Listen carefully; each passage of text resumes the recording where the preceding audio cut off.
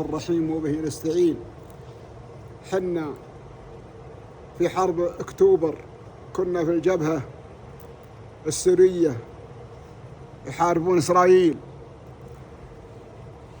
وكان فيه شعراء من القوات السعودية ومن القوات الكويتية يتردون، واللي بدأ الشاعر الكويتي يقول: يا بنتي اللي في كناكر تخيطين، تري السعودي في الخياطة تعنى، ماخذ على الخياطة صنف 20، واندقت السلك مع الإبرة غنى.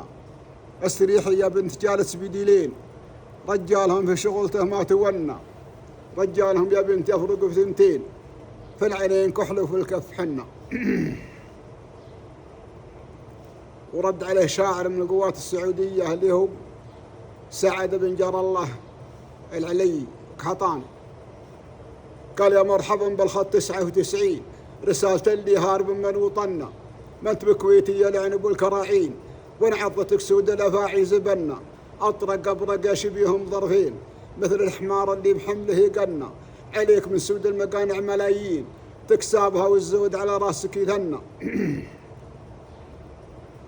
حنا سعوديين على رؤوس الاشهاد، وبدالنا في المعارك هي كفنا، يا بنت يلي عن عشيرة السالين، في فندق الحمراء سكن واستكنا، شربه من الخمر في اليوم كاسين، عسى رجوله كلها تكسرنا. والمعذرة هي اللي كلمة سفيه من رجال عزيزين، يثنى عليه اللوم منهم ومنا، المعذرة هي اللي عزاز وغالين، والخطأ صار منكم ولا صار منا.